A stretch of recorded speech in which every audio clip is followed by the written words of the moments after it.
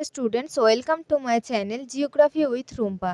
আমি আজকে তোমাদেরকে বোঝাবো কল্যাণী ইউনিভার্সিটির থার্ড সেমিস্টারের ইউনিট 1-এ ফান্ডামেন্টালস অফ রিমোট সেন্সিংয়ের 2 নম্বর যে রিমোট সেন্সিং প্ল্যাটফর্ম আছে সেটি সম্পর্কে।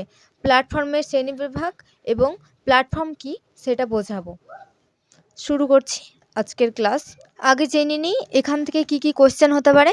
1 নম্বর কোশ্চেন হতে পারে what is platform in remote sensing. হ্যাঁ, এছাড়াও টাইপস অফ রিমোট সেন্সিং এবং এর যে টাইপসগুলো আছে মানে এর যে শ্রেণীবিভাগ আছে তার থেকে যে কোনো দুটোর মধ্যে পার্থক্য দিয়ে দিতে পারে। আমরা একে একে ধাপে ধাপে সব জেনে নিই। প্রথমেই জেনে নিই রিমোট সেন্সিংয়ে প্ল্যাটফর্মের গুরুত্ব কী বা প্ল্যাটফর্ম কীভাবে কাজ করে এটি রিমোট সেন্সিংয়ের ক্ষেত্রে। রিমোট সেন্সিং প্রক্রিয়ায় সেন্সর লক্ষ্যবস্তু থেকে প্রতিফলিত ইএমআর গ্রহণ করে এবং তথ্য বিশ্লেষণ করে।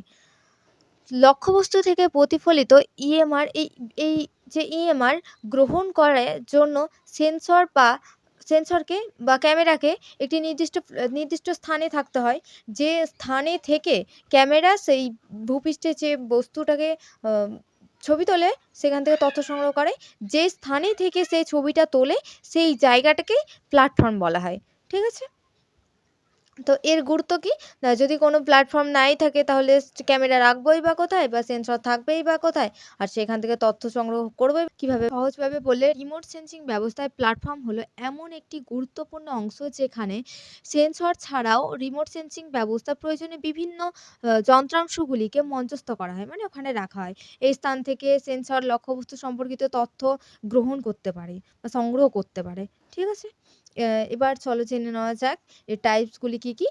এটি উচ্চতার ভিত্তিতে 3 ভাগে ভাগ করা হয়। Ground born platform, airborne platform এবং স্পেস বর্ন প্ল্যাটফর্ম বা স্কাই বর্ন প্ল্যাটফর্ম বলা হয় একে। ঠিক আছে? গ্রাউন্ড বর্ন প্ল্যাটফর্ম কি না, গ্রাউন্ড বর্ন প্ল্যাটফর্ম হলো এর সবথেকে ভালো উদাহরণ হয় আমাদের ফোনের ক্যামেরা। আমাদের ফোনের ক্যামেরা কি না, আমরা আমাদের নিজের ছবি তুলি তখন কত কাছ থেকে তুলি, অর্থাৎ কত স্পষ্ট আসে। কিন্তু যদি এই ছবিটাই আমরা ফোনটাকে আকাশে রেখে বা কিছুটা দূরে, অনেকটা দূরে রেখে ছবি তুলি, প্রায় ধরো এরোপ্লেন যায় এরকম একটা অবস্থানে রেখে যদি ছবি তুলি, খুব একটা ভালো আসবে? আসবে না। অর্থাৎ এটা গ্রাউন্ড বর্ন প্ল্যাটফর্ম। ঠিক আছে? এই ধরনের প্ল্যাটফর্মগুলি পৃথিবীপৃষ্ঠ থেকে অনেক কম দূরত্বে থাকে এবং এতে থাকা ক্যামেরা পৃথিবীপৃষ্ঠের বিভিন্ন বিষয়বস্তুকে অনেক কম দূরত্ব থেকে খুব নিখুঁতভাবে স্পষ্টভাবে পর্যবেক্ষণ করে। ঠিক আছে? এর বৈশিষ্ট্য কী কী হতে পারে? 1 নম্বর বৈশিষ্ট্য, এগুলি ভূপৃষ্ঠের খুব নিকটে বা কাছাকাছি অবস্থান করায় এগুলির উচ্চতা কয়েকশো মিটারের বেশি হয় না। আর 2 নম্বর, হাই রেজলিউশন এর ছবি তোলা যায়। রেজলিউশন কি এটা পরে জানানো হবে।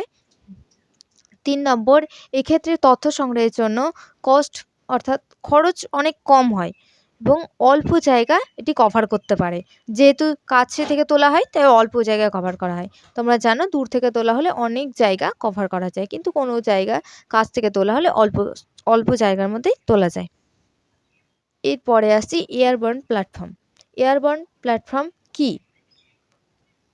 এয়ারবর্ন প্ল্যাটফর্ম হলো ভূপৃষ্ঠ থেকে কিছুটা উচ্চতায় বায়ুমণ্ডলে হেলিকপ্টার বা এয়ারপ্লেনে ক্যামেরা লাগানোর মাধ্যমে আমাদের ভূপৃষ্ঠে যে ছবি তোলা হয় সেটাকে বোঝায় এয়ারবর্ন প্ল্যাটফর্ম। অর্থাৎ যেসব প্ল্যাটফর্মগুলি আকাশে উড়ে বেড়ানোর মাধ্যমে ছবি তোলে এবং রিমোট সেন্সিং প্রক্রিয়ায় অংশগ্রহণ করে তাদেরকেই বলা হয় এয়ারবর্ন প্ল্যাটফর্ম। এবার এয়ারবর্ন প্ল্যাটফর্মের বৈশিষ্ট্যগুলি কি চলো জেনে নিই। এটির 1 নম্বর বৈশিষ্ট্য, এগুলি ভূপৃষ্ঠ থেকে কয়েক কিলোমিটার উচ্চতায় অবস্থান করে এবং ছবি তোলে। এর 1 নম্বর বৈশিষ্ট্য, এই প্ল্যাটফর্মগুলি ভূপৃষ্ঠ থেকে কয়েক কিলোমিটার উচ্চতায় অবস্থান করে। 2 নম্বর, মাঝারি থেকে উচ্চ রেজুলেশনে ছবি তুলতে পারে বা ছবি তোলা যায়। ঠিক আছে?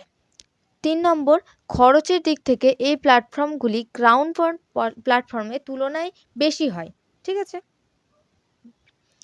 এবং 4 নম্বর, এই প্ল্যাটফর্মগুলি স্বাধীন নয়, কারণ ঝড় বৃষ্টি বা আকাশ মেঘলা থাকলে এগুলি কাজ করতে পারে না।